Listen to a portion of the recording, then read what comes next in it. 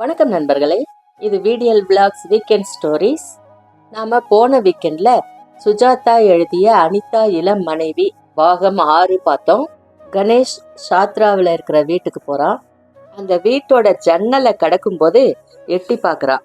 அனிதா படுக்கையின் மேல் தலை குனிந்து உட்கார்ந்து கொண்டிருந்தது தெரிந்தது. அவள் எதிரே நின்று கொண்டு கைகளை தீவிரமாக ஆட்டிக்கொண்டு பேசிக்கொண்டிருந்த அந்த ஆளின் அடையாளம் கணேஷை மிகவும் பிரமிக்க வைத்தது. யாவற்றையும் விட்டுவிட்டு அந்த வீட்டை துறந்து விட்டு மிக விரைவாக தன் காரை நோக்கி ஓடினான் கணேஷ். அது வரைக்கும் போன எபிசோட்ல பார்த்தோம். அதுக்கப்புறம் என்ன நடந்துச்சுன்னு 7வது எபிசோட்ல பார்க்கலாம். நாம கதை கேட்கறதுக்கு முன்னால நம்ம சேனலுக்கு சப்போர்ட் பண்ண அனைத்து நல்ல உள்ளங்களுக்கும் நன்றி. தொடர்ந்து சப்போர்ட் பண்ணுங்க. வாங்க கதை கேட்கலாம். சுஜாதா எழுதிய அனிதா இளம் மனைவி பாகம் 7. கணேஷ் ஓடினான். வேகம் முக்கியம், வேறு யோசனை இல்லாத வேகம். மெயின் ரோடை அடைந்து சாத்ரா டெலிபோன் எக்ஸ்சேஞ்சை கடக்கையில் நின்றான். மூச்சு வாங்கி கொண்டான். சுற்றுமுற்றும் பார்த்தான். டெலிபோன் எக்ஸ்சேஞ்சின் முகப்பில் ஒரு பப்ளிக் கால் டெலிபோன் இருந்தது. அதை அடைந்து காசு தேடி டயல் சுழற்றி ஹலோ என்றான்.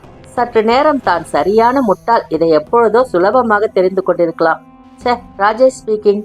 கணேஷ் பேசுற. ஒரு மிக முக்கியமான விஷயம். சர்மா கேஸ்ல நீங்க உடனே ஜீப் எடுத்துக்கிட்டு சாத்ரா வர முடியுமா? என்ன விஷயம்? கேஸ் முடிஞ்சிருச்சு இன்ஸ்பெக்டர் சாப். எந்த கேஸ்? சர்மா பாஸ்கர் 2 கொலை இருக்கே. 2ம் கோவிந்த் அகப்பட்டுட்டானா? அவனை பத்திய தகவல் கூட தெரிஞ்சிருச்சு. உடனே வாங்க, 4-5 ஆட்களோட வாங்க, எல்லாம் தீர்ந்துடும். டெலிபோன்ல சொல்ல முடியாத விஷயம். இன்னொரு விஷயம், என் வீட்டுக்கு போய் சர்மாவின் டாக்டர் மோனிகா அங்க இருக்கிறா, அவளையும் உங்க கூட அழைச்சிட்டு வாங்க. நான் அவளுக்கு போன் பண்றேன். உடனே வாங்க. என் வீட்டு அட்ரஸ் தெரியும்ல? கணேஷ் இன்னும் கொஞ்சம் விவரமா சொல்லலாம். ஒண்ணுமே புரியல. நான் எதையுமே பிளஃப் பண்ணல, முழுவதும் ஆதியோட அந்தமா சொல்றேன். அவசரப்படாதீங்க, இப்போ சமயம் இல்ல. சாத்ராவில் எங்க? மெயின் ரோட்ல அப்சரா தியேட்டர் இருக்கு, அதை ஒட்டி லெஃப்ட் ஹேண்ட் எடுங்க. கரும்பு காட்டுக்கு பிறகு காலி மனைகள் நடுவுல ஒரு புதிதா கட்டின வீடு இருக்கு. You can miss it. ஆனா உடனே வரணும். டெலிபோனை வைத்தான். மறுபடி பையில் காசு தேடினான். சில்லறை இல்லாததால் எதிரே ஒரு கடைக்கு சென்று சில்லறை மாற்றிக்கொண்டு வந்து தன் வீட்டு டெலிபோனின் நம்பரை சுழற்றினான். மோனிகா, எழுந்துட்டியா? Ganesh, where are you? Sathra. Where the hell is Sathra? சொல்றேன் மோனிகா, கவனி. கொஞ்ச நேரத்துல அங்க இன்ஸ்பெக்டர் ராஜேஷ் வருவாரு. அவர் கூட நீ இங்க வரணும். நான் உனக்காக காத்துட்டு இருக்கிறேன். நிச்சயம் வரணும். What happen? உன் அப்பா கேஸ் முடிஞ்சிருச்சு. கண்டுபிடிச்சிட்டியா? யாரு? நீ தான் வந்து பாரு. கணேஷ், அனிதா தானே? என்னையா டெலிபோனில் சொல்லக்கூடாது. நீ வரணும். நீ வர வேண்டியது ரொம்ப முக்கியம், தெரியுதா? நீ வர வேண்டியது ரொம்பவே முக்கியம். நீ தேவை. எனக்கு இப்ப நேரம் இல்ல, மன்னிச்சுக்கோ என்று டெலிபோனை அதன் கொக்கியின் கழுத்தில் மாட்டினான். ஏதோ கோளாறினால் டெலிபோன் 20 பைசாவை துப்பியது. இன்னைக்கு என் அதிர்ஷ்ட நாள் போல. கணேஷ் நடந்தான். எதிரே ஒரு தேர்தல் அலுவலகம். சின்ன சின்ன பையன்கள் துல்லியமான எதுகை மோனையில் இந்திராவுக்கு எதிராக பாடிக்கொண்டிருந்தார்கள். எது சோசியலிசம் என்று ஒலிபெருக்கி அதட்டி கேட்டது. ஒரு பசுமாடு சந்தேகத்துடன் திரும்பி பார்த்தது. கணேஷ் யோசித்தான், தீர்மானித்தான். அந்த கடைக்கு சென்று கிளிப் வைத்த அட்டை ஒன்று, பென்சில் ஒன்று, சில வெள்ளை காகிதங்கள் வாங்கி கொண்டான். தேர்தல் அலுவலகத்துக்கு சென்று அந்த கட்சிக்காரர்கள் விநியோகித்து கொண்டிருந்த விளக்கு படம் அச்சிட்ட வட்ட அட்டை ஒன்று வாங்கி கொண்டான். அதை தன் மார்பு சட்டையில் பொருத்தி கொண்டான். மிக வேகமாக அந்த வீட்டை நோக்கி நடந்தான். 10 நிமிஷம் நடந்த பிறகு மறுபடி அந்த தனி வீட்டு வாசலுக்கு வந்து கேட்டை திறக்கையில் முன் தடவை போல் எச்சரிக்கையாய் இல்லை. நேராக சென்று காலிங் பெல்லை அழுத்தினான். மூடியிருந்த கதவில் கண்ணாடிகள் பொருத்தியிருந்தது. வெளியே நிற்பவர்களை உள்ளே இருந்து பூதம் பார்க்க. கணேஷ் அதற்கு முதுகை காட்டிக்கொண்டு திரும்பி நின்றான். சற்று நேரமாயிற்று. மறுபடி அழுத்தினான். இன்னும் சற்று நேரமாயிற்று. கதவு திறந்தது. மெதுவாக ஒரு கோட்டின் அளவுக்கு. யாரது? அனிதாவின் குரல். கோடு விரிந்தது. அனிதா தெரிந்தாள். கணேஷ் தன் வாயில் சுட்டு விரலை வைத்து பேசாதே என்று சைகை காட்டினான். அனிதாவின் கண்களில் ஆச்சரியம், பயம், திகில், ஓரத்தில் கொஞ்சம் சந்தோஷம் எல்லாவற்றையும் காட்டின. அவள் சைகை செய்தாள். போய்விடு, உடனே போய்விடு. ஏ என்று கையை காட்டினான். அவள் விரல்களை துப்பாக்கி போல் காட்டி அந்த விரல் துப்பாக்கியை அவன் மார்புக்கு நேர் சுட்டாள். உயிருக்கு ஆபத்து என்று காட்டினாள். கணேஷ் தன் 2 கைகளையும் 2 துப்பாக்கிகளாக்கி 2 தடவை சுட்டு பயப்படாதே என்றான். எதிரே இடது பக்கத்தில் தொங்கிய திரைக்கு பின்னால் இருந்து ஹூ இஸ் இட் என்று ஒரு ஆண் குரல் கேட்டது. கணேஷ் அந்த குரல் அறிந்து கொண்டான். எலெக்ஷன் சார், ஓட்டு கேட்க வந்திருக்கிறேன் என்றான் கணேஷ். போயிடு போயிடு என்று அனிதா அபிநயித்தாள். இங்க யாருக்கும் ஓட்டு இல்லைன்னு சொல்ல. அதுதான் சொன்னேன். மன்னிக்கணும் சார், பட்டியல்ல இங்க 2 ஓட்டு இருக்கு. மிஸ்டர் மதனகோபால், அப்புறம் மிஸ்ஸஸ் சீஷ்மா யாதவ். நீங்க தானே திருமதி யாதவ்? அனிதா ப்ளீஸ் என்று தலையை ஆட்டினால். அவனை சேவித்தால் தவித்தாள். அப்படி யாரும் இங்க இல்ல, தப்பான அட்ரஸ், அவனை போக சொல்லு அப்படின்னு அந்த குரல் வந்தது. ஆனால் திரையை விட்டு வெளியே வரவில்லை.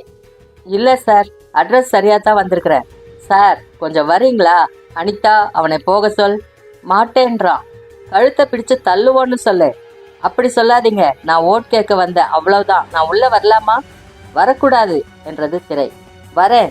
உள்ள வந்தா அவன் எலும்பு முறிஞ்சிடும்னு சொல்லு. ஓட்டும் கிடையாது, ஒன்றும் கிடையாது. படிக்கு வெளியே நிக்க சொல்லு. நாம இங்க புதுசு, எங்களுக்கு இந்த ஏரியால ஓட்டு கிடையாது. நீங்க மிஸ்டர் யாதவ் இல்லையா சார்? Get out. கொஞ்சம் வரீங்களா? காட்டமா பேசுறீங்களே. ப்ளீஸ் வேணாம் வேணாம், ஆபத்து என்றால் அனிதா சப்தமில்லாமல். இரு என்றான். போறனா இல்லையா?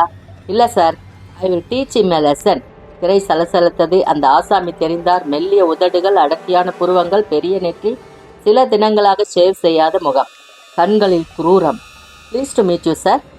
இந்திரா கட்சிக்காரங்க ராஜமானியம் ஒழிக்கிறத அவ்வளவு பெருசுப்படுத்துறாங்களே, அந்த பணம் எவ்வளவு தெரியுமா? Get lost. ஏன் சார் நீங்க காங்கிரஸ் ஆளா? Congress M. M for murder. ஒரு டம்ளர் தண்ணி தரீங்களா? இந்த பெண் யாரு? உங்க பொண்ணா என்று கேட்டான் கணேஷ் அனிதாவை பார்த்து. என் கையில என்ன இருக்கு தெரியுமா? துப்பாக்கியா அது? ப்ளீஸ் வேணாம் ப்ளீஸ், எனக்கு பயமா இருக்கு என்றாள் அனிதா. அனிதா நீ உள்ளவா என்றார் அந்த ஆசாமி. அனிதா மலைத்து நின்றாள். நிஜ துப்பாக்கி, போ வெளியே. நான் என்ன குற்றம் செஞ்சேன்? ஜனசங்கிற்கு ஓட்டு கேட்டா குத்தமா? துப்பாக்கிய காட்டுறீங்களே. பகதூர் எங்கே போய் தொலைஞ்சான்? பகதூர் யார்? பாடிகார்டா? டேய் நீ போடா வெளியே என்று அருகில் வந்தார். மிஸ்டர் யாதவ். நான் யாதவ் இல்ல. கணேஷ் மிக வேகமாக காலால் உதைத்தான். துப்பாக்கி தூர விழுந்தது அனிதாவின் அருகில். நான் ஓட்டு கேட்க வந்தவன்ல, என் பேர் கணேஷ். அவன் கண் விழுந்த துப்பாக்கியின் மேல் கவனமாக இருந்தது. எதிரே இருந்தவர் முகம் மாறிவிட்டது. கணேஷ் நீ இங்கேயும் வந்துட்டியா? பகதூர் பகதூர் என்று அந்த துப்பாக்கியை நோக்கி நடந்தார். நகராதே, நகர்ந்தால் உன்னை என்றார் கணேஷ். அனிதா அந்த துப்பாக்கியை எடுத்துக்கோங்க, பயப்படாதீங்க. அனிதா இவனுக்கு நான் யாருன்னு தெரியுமா? நீ சொல்லி இருக்கியா என்று கேட்டார் அந்த ஆசாமி. இல்லை. அவள் தலையை ஆட்டினாள். அனிதா அந்த துப்பாக்கி எடுங்க என்றான் கணேஷ். எடுத்து என்கிட்ட கூட அனிதா என்றார் அவர். எதுக்கு இன்னொரு கொலை செய்ய விரும்புறீங்க? எனக்கு உன்னை நல்லா தெரியும், நீ யார் என்றது கூட தெரியும். அந்த ஆசாமி கணேஷின் மேல் பாய்ந்தார். கணேஷ் இளைஞன், பாய்ந்தது சாமர்த்தியம் இல்லாத பாய்ச்சல். அதன் வேகத்தை உபயோகப்படுத்தி கொண்டு கணேஷ் ஓர் இடறினான். அவர் நாற்காலியில் மோதி விழுந்தார். எழுந்தார். ஆத்திரம் அதிகமாகி அனிதா கொடு துப்பாக்கிய என்று சொல்ல, அனிதா கொடுக்காதே என்றான் கணேஷ். அனிதாவின் கையில் அந்த துப்பாக்கி இருந்தது. அனிதா சுடு, இவனை சுடு. அனிதா 2 கைகளையும் சேர்த்து கணேஷ் என்றாள். அவன் மேல் குறிவைத்தாள். அனிதா நீ என்னை சுடுவியா? சுடு அனிதா சுடு. அனிதா அந்த துப்பாக்கியை தூர ஏறி ஜன்னலுக்கு வெளியே போடு. எரியாதே எரியாதே. அனிதா பின்வாங்கினாள். ஜன்னல் கதவை திறந்தாள். அவளை நோக்கி ஓடியவரை கணேஷ் அப்படியே பிடித்து இருத்தி நிறுத்தினான். விடு என்ன தெரியாது உனக்கு? என்னை பார்த்த பின்னால இந்த வீட்டை விட்டு நீ உயிரோட போக போறதில்ல. உன்னை கொன்னு சமாதி கட்டிட்டு தான் நான் போக போறேன், தெரியுமா? நகராதீங்க. அனிதா. அனிதா அந்த துப்பாக்கியை ஜன்னலுக்கு வெளியே இருந்தாள். அந்த ஆசாமியின் பாதி பலம் வெளியே விழுந்து விட்டது. அந்த ஆத்திரத்தில் கணேஷை வீழ்த்த முயன்றார், முடியவில்லை. கணேஷ் அவரை சுவரில் ஒரு தள்ளிவிட்டு ஒரு மோதி வலிக்குதா என்றான். சரியான அப்பர் கட் ஒன்று கொடுத்து இப்ப வலிக்குதா என்றான். இரத்த கோடு ஒன்று வாயில் தெரிந்தது. அனிதா கண் கொட்டாமல் பார்த்து கொண்டிருந்தாள். அனிதா என்ன செய்யணும் என்றான் கணேஷ். கில்லியும், மெதுவா நிதானமா கொல்லுங்க என்றாள். பகதூர் என்று மிக உரக்க தொண்டை நரம்புகள் வெடிக்க கத்தினார் அந்த ஆள். தடவென்று யாரோ ஓடி வரும் சப்தம் கேட்டது. உள்ளே நுழைந்த பகதூர் வாட்ட சாட்டமாக இருந்தான். காக்கி சட்டை, மங்கோல் கண்கள், மீசை, விளம்பரத்தில் வருவது போல புஜங்கள். அனிதா அந்த அறைக்கு போங்க, உள்ளே தாளிட்டுக்கோங்க, குயிக் என்று கத்தினான் கணேஷ். பகதூர் கணேஷ், கணேஷ் பகதூர். பகதூர் கணேஷை நெருங்கினான். அனிதா தற்சமயத்துக்கு பத்திரமாக இருக்கிறாள். துப்பாக்கி வெளியே கிடக்கிறதே. கணேஷ் கவலைப்பட்டான். எதிராளி உன்னை விட பலமாக இருக்கும்போது, நீ ஆயுதமின்றி இருக்கும்போது அவனை ஒரே தாக்குதலில் வெல்ல 2 முறைகள் உள்ளன. 1 அவன் இடுப்பின் கீழ் நேரு தாக்குதல். 2 அவன் முழு பலத்தையும் திசை திருப்பி அவனை விழ வைப்பது. பெற்றிருந்த ஜூடோ பயிற்சி முழுவதும் கணேஷுக்கு தேவையாக இருந்தது. பகதூர் மெதுவாகத்தான் இறங்கினான். கணேஷ் மிக வேகமாக அவன் இடுப்பை இலக்காக வைத்துக்கொண்டு உதைத்தான். பகதூர் விலகி கொண்டு சிரித்தான். ஹாஸ்யமில்லாத சிரிப்பு. விஷயம் தெரிந்தவன். பகதூரின் இடது புறங்கை அரைவட்ட மின்னலாக கணேஷின் தாடையில் இறங்கியது. கணேஷ் சரிவதை பார்த்து அவர், அடி வயிற்றுல ஒன்னு கொடு என்றார். பிடிச்சுக்கோ, நான் வரேன் என்றார். பகதூரின் கவனம் தடைப்பட்டது. அது போதும். அந்த சமயத்தில் கணேஷின் முழங்கால் அவன் நினைத்த இலக்கில் பகதூரில் அழுத்த முதல் தடவையாக பகதூருக்கு வலித்திருக்க வேண்டும். ஆத்திரத்தில் கணேஷின் மேல் வேகமாக பாய்ந்தான். கணேஷ் சுதாரித்து கொண்டு விலக பகதூர் கதவின் முனை மேல் மோதி கதவு பைத்தியக்காரத்தனமாக சாத்தி கொண்டு நின்றது. பகதூரை கணேஷ் எழுந்திருக்க விடவில்லை. அவர் கணேஷின் மேல் பாய்ந்தார். பகதூர் எழுந்திருந்தான். அவனிடம் நிறைய ஸ்டாமினா இருக்க வேண்டும். மறுபடியும் இருவரும் சேர்ந்து கொண்டு அவனை அடித்தார்கள். கணேஷ் உடம்பு முழுவதும் தனித்தனியாக உடைந்து போனது போல் உணர்ந்தான். விழுந்தான். பகதூர், ஜன்னலுக்கு வெளியே ஒரு துப்பாக்கி இருக்கு, எடுத்துட்டு வா என்றார் அந்த ஆள். பகதூர் வெளியில் சென்றான். அவர் கணேஷை பார்த்து, எங்க சுடணும்? நெத்தி போட்டுலையா, அடி வைத்திலையா என்று கேட்டார். கணேஷ் நேராக அவரை பார்த்தான். என்னை கொல்றதால என்ன லாபம் என்றார். என்ன நீ பார்த்ததே தப்பு. என் மனசுல நான் பார்த்த செய்தி புரியறதுக்கு முன்னாலேயே என்ன கொல்ல போறியா? பேசாத. பகதூர், துப்பாக்கி அகப்பட்டுச்சா? பதில் இல்லை. கணேஷ், அந்த கேலண்டர் அழகா இருக்கு என்றான். சாவறதுக்கு முன்னால அவ்வளவு அலட்சியமா இருக்கிறதா காட்டிக்கிறியா? கேலண்டர் அழகா இருக்கா அப்படின்றத உனக்குள்ள ஈயம் பாஞ்சதும் சொல்லு. என்ன ஈயம்? ஆம் பகதூர். ஜி சாப் என்று ஜன்னலுக்கு வெளியே இருந்து பதில் வந்தது. கிடைச்சதா? புல் அதிகமா வளர்ந்துருக்கு சாப். அதோ பாருங்க. என்ன? ஜீப் வருது. போலீஸ் ஜீப் போல இருக்கு. அவர் சட்டென்று ஜன்னலுக்கு போய் பார்த்தார். பகதூர், ஜல்தி கேரேஜுக்கு போ, காரை கிளப்பு. கணேஷின் பக்கம் திரும்பினார். அவர் பார்வையில் இருந்த கொடூரம் கணேஷை கலவரப்படுத்தியது. எலெக்ஷன் ஜீப்பா இருக்கும் என்றான். பாஸ்டர்ட், உன்ன என்று அருகில் வந்தார். Easy sir, easy. என்னை கையால கொல்றதுக்கு கொஞ்சம் நேரம் ஆகும். கணேஷ் தன்னை பந்தாக சுருட்டி கொண்டான். வெளியே ரோலிங் ஷட்டர்கள் திறக்கும் சப்தம் கேட்டது. காரின் கதவை மூடும் சப்தம். அவசர அவசரமாக உதறி செல்ஃப் எடுத்து சீறி கார் சத்தம் அருகில் வந்தது. சாப், அவங்க வேகமா வராங்க. அவர் அடித்த அடி கணேஷின் தோளில் அரைக்குறையாக தான் விழுந்தது. மெதுவா நிதானமா அடிங்க, அவசரம் ஒன்றும் இல்ல. பூட்ஸ் காலால் உதைத்தார்.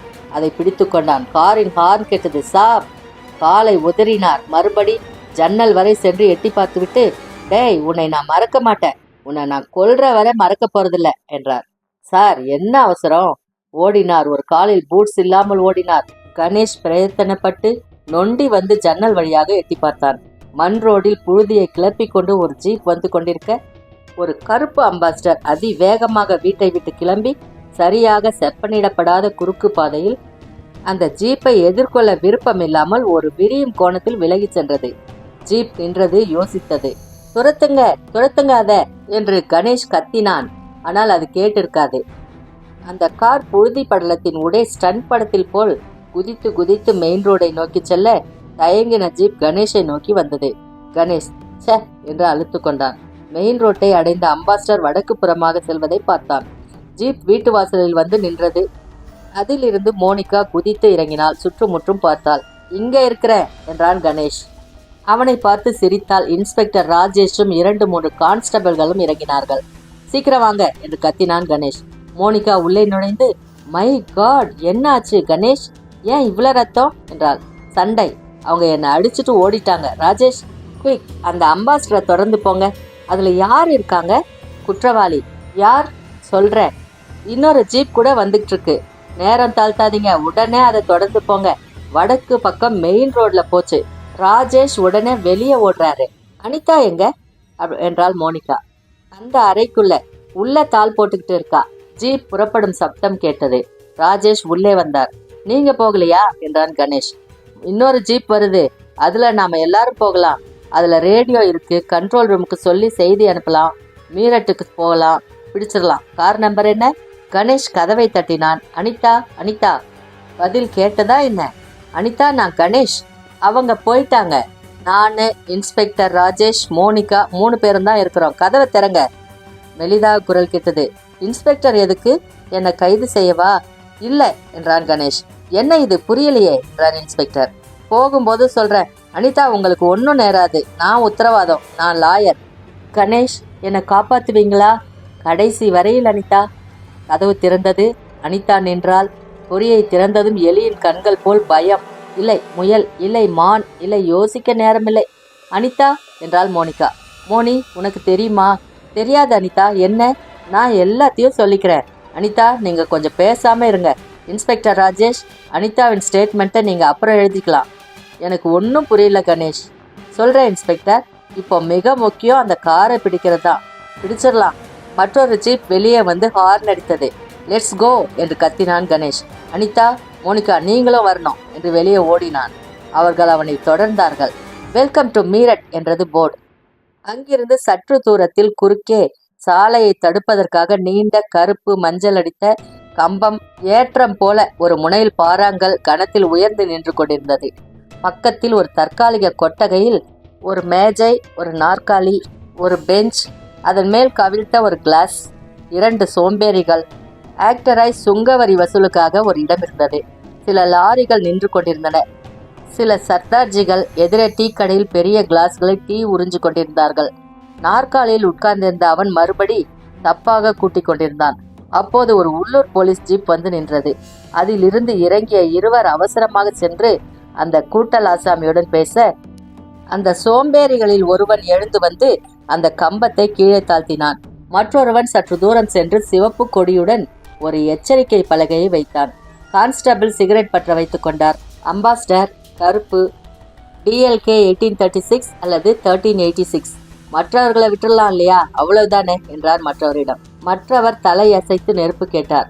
பகதூர் கண்ணாடியில் பார்த்தார். சார், ஜீப் தெரியுது, அவங்க பின்தொடர்ந்து வராங்க. அவர் திரும்பி பார்த்தார். ஸ்டெப் இன் இட், மிதி. முள் 100 எட்டியது. நான் போய் அந்த பக்கம் நிக்கிறேன் என்றார் கான்ஸ்டபிள். டேய், கம்பை இன்னும் தாழ்த்தி பிடி. கட்டிடலாமா சார்? கட்டாத, பிடிச்சிட்டுரு. பஸ் லாரி எல்லாம் விட்டுரு. கார் வந்தா மட்டும் நிறுத்து. 100க்கும் 110க்கும் இடையில முள் நடனமாடியது. தும் ஹசிமே ஜவா பாத்தீங்களா என்றார் கான்ஸ்டபிள். இல்ல, ஹேமா மாலினி, தர்மேந்திரா. அச்சா பிக்சர் சார். இடியட், மிதி. சாப், ஆக்சிலேட்டர் கீழே படுது. வெல்கம் டு மீரட் என்றது போர்டு. அங்கிருந்து சற்று தூரத்தில் குறுக்கே சாலை தடுப்பதற்காக look out Bahadur, too late. அந்த குறுக்கு கம்பம் விண்ட்ஷீல்டின் கண்ணாடியின் குறுக்கே நொறுங்க சிலந்தி வலை போல் உடனே அதில் விரிசல் தோன்ற 110 கிலோமீட்டர் வேகத்தில் பகதூர் நிலை இழந்தான். அந்த அம்பாசிடர் மிக அழகாக சாலையை விட்டு விலகி 2 சக்கரங்களில் பாதி தூக்கி கொண்டு 2 அல்லது 3 செகண்ட் சென்று அந்த மரத்தில் பட்டு திடீரென்று அதன் உருக்கு அந்தரங்கங்கள் அத்தனையும் தெரிய கவிழ்ந்து பின் சக்கரங்களில் மட்டும் வெகு வேகமாக சுழல அதன் ஹாரன் தொடர்ந்து ஒலிக்க ஆரம்பித்தது. சர்தார்ஜிகள், 2 சோம்பேறிகள், 2 கான்ஸ்டபிள்கள் அந்த காரை நோக்கி ஓடினார்கள். என்னாச்சு என்றார் ராஜேஷ். சார், டெல்லியிலேருந்து மெசேஜ் வந்துச்சு. கருப்பு அம்பாசிடர் காரை நிறுத்த சொல்லி ரோட் பிளாக் செஞ்சிருந்தோம். கண்மூடித்தனமாக வந்தது அந்த காரு. அதில் இருந்தவங்க என்ன ஆனாங்க என்றான் கணேஷ். அந்த டிரைவர் உயிரோட மயக்கத்தில் தான் இருக்கிறான். முன்சீட்டில் இருந்த இன்னொரு ஆசாமி தான் போயிட்டாரு. சான்ஸே இல்லை. மோனிகா என்று கூப்பிட்டான் கணேஷ். மோனிகா ஜீப்பில் இருந்து இறங்கி வந்தாள். அனிதா, நீங்க இருங்க. ராஜேஷ் வாங்க, கணேஷ் சொன்னான். மோனிகா, நீ பார்க்க போவது உனக்கு மிகவும் அதிர்ச்சியா இருக்கும். உனக்கு இந்த காட்சியை காட்டுறதுக்காக அழைச்சிட்டு போறத பத்தி நான் ரொம்பவே வருத்தப்படுறேன். ஆனா நீ வந்து பார்க்க வேண்டியது அவசியம். என்னை மன்னிச்சுக்கோ மோனிகா, நீ பார்த்தே ஆகணும். ராஜேஷ் வாங்க. அனிதா தலையை குனிந்து கொண்டு ஜீப்பில் உட்கார்ந்திருக்க அந்த கவிழ்ந்த காரை நோக்கி சென்றார்கள். தூரத்தில் ஆம்புலன்ஸ் நின்று கொண்டிருந்தது. அதில் இருந்த ஸ்ட்ரெச்சர் கீழே காரின் அருகில் வைக்கப்பட்டிருந்தது. 2 வெள்ளை உடை அணிந்த சிப்பந்திகள் அந்த உடலை அதன் மேல் மெதுவாக வைத்தார்கள். மோனிகா, கிட்ட போய் பார். மோனிகா அருகே சென்று பார்த்தாள். அவளது கிரீச்சிட்ட அலறலில் அந்த மரத்திலிருந்து பறவைகள் பட படவென்று சிறகடித்து பறந்தன. அப்பா, டேடி, அப்பா கூவிக்கொண்டே இருந்தாள் மோனிகா. இது எப்படி சாத்தியம் கணேஷ்? மை காட், என்னால நம்பவே முடியல என்றார் ராஜேஷ். ஜீப்பில் அவர்கள் திரும்பிக் கொண்டிருந்தார்கள். மோனிகா உடை களைந்து தலை களைந்து வெற்று பார்வை பார்த்து கொண்டிருந்தாள். 1 கிலோமீட்டருக்கு ஒரு தடவை விசித்து கொண்டிருந்தாள். அனிதா, எனக்கு ஆஸ்பிரின் வேண்டும் என்றாள். கடை வந்ததும் நிறுத்த சொல்றேன். ராஜேஷ், என்ன சொன்னீங்க? It's unbelievable. அனிதா, சொல்லுங்க. கணேஷ், எனக்கு சிறைவாசம் கிடைக்குமா? எதுக்கு? பொய் சொன்னதுக்கு. உங்களை பொய் சொல்ல வச்ச சூழ்நிலையை இன்ஸ்பெக்டருக்கு சொல்லுங்களேன். இன்ஸ்பெக்டர், இப்போ குறிச்சுக்க வேணாம், கொஞ்சம் கவனிக்கிறீங்களா? அனிதா, உங்க கணவர் பொறாமைக்காரர் இல்லையா? ஆமா. அவர் உங்களை முழுதும் தனக்கே சொந்த உரிமையாக்கி கொண்டது உண்மைதானே? ஆமா, முழுவதும் அடிமையாக. ஆனா உங்களுக்கு அவர் மேல் அளவுக்கு மீறிய வெறுப்பு ஏற்பட்டது இல்லையா? உண்மைதான். அவருக்கு உங்க மேல் காமம், பொறாமை, மிக காமம், மிக பொறாமை. கோவிந்த் எப்படிப்பட்டவன் அனிதா? மௌனமானவன், அடக்கமானவன், ஆழமானவன். எனக்கு படுக்கை தட்டி போடுவான், செருப்புகளை எடுத்து வைப்பான், என் பாதங்களையே பார்த்து கொண்டிருப்பான். ஆனால் ஆனால் ஒரு தடவை அவன் என் அறையில். அத உங்க கணவர்கிட்ட சொன்னீங்களா? இல்ல, அவரே பார்த்துட்டாரு. என்ன செஞ்சாரு? ஒரு சவுக்க உபயோகப்படுத்தினார், நிறைய அடிச்சார். அவன் மயங்கி விழுந்ததால அவனுக்கு தண்ணீர் கொடுத்து தெளிய வச்சு மறுபடி அடிச்சார், என் கண் முன்னாலேயே. எனக்கும் அது எச்சரிக்கையாம். கோவிந்த் என்னானா இறந்து போனான். உங்க கணவர் என்ன செஞ்சாரு? அவர் அதை எதிர்பார்க்கல. பாஸ்கரை கூப்பிட்டாரு. அவன் என்ன செஞ்சான்? அவர்கிட்ட பேசினான்.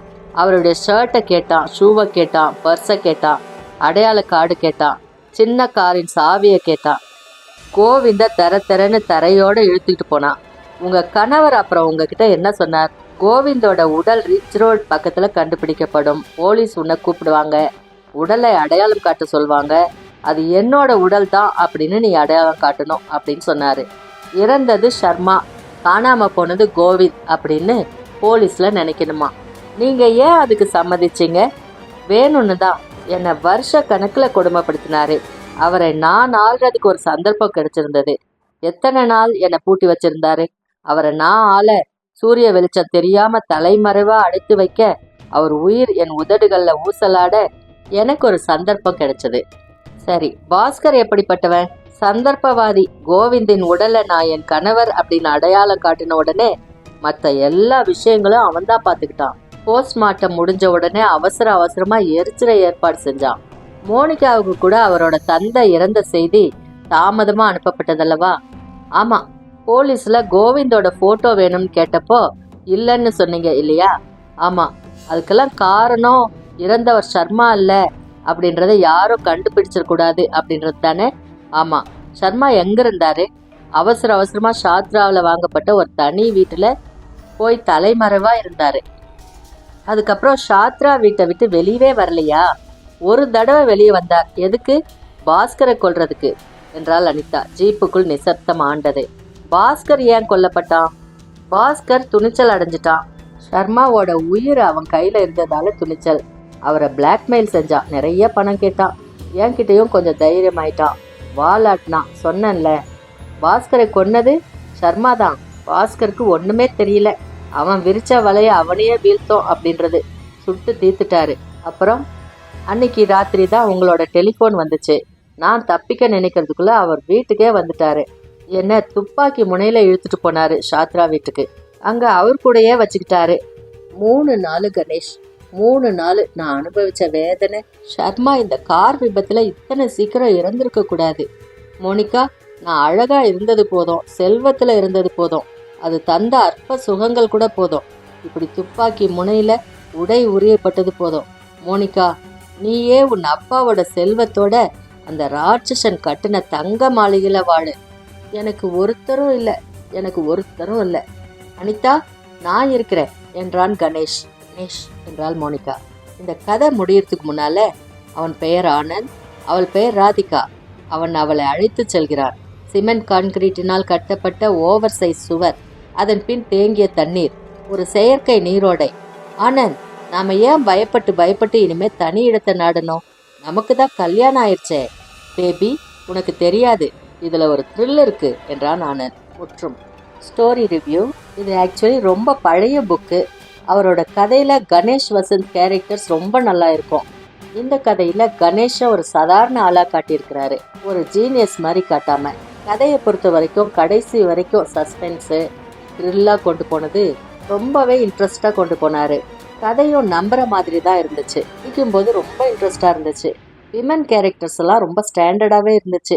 சுஜாதா கதையில வர்ற மாதிரி வர்ணனைகள்லாம் ரொம்ப நல்லா இருந்துச்சு. அவர் கதைகள்ல வர ஒரு பார்க்கு, இல்ல ஒரு போலீஸ் ஸ்டேஷன், இல்ல ஒரு வீடு, ஒரு ஷாப்பு, இதை பத்திலாம் சொல்லும் போது ஒரு 2-3 வாக்கியங்கள்ல அந்த இடத்த நம்ம கண்ணு முன்னால கொண்டு வந்து நிறுத்திடுறாரு. எனக்கு இது பழைய கதையா இருந்தாலும் ரொம்ப இன்ட்ரெஸ்டா இருந்துச்சு படிக்க. மீண்டும் அடுத்த வீடியோல இன்னொரு அழகான கதையோட சந்திக்கிறேன். அதுவரை உங்களிடமிருந்து நன்றி கூறி விடைபெறுவது விடிஎல் பிளாக்ஸ் விடிஎல். நன்றி, வணக்கம்.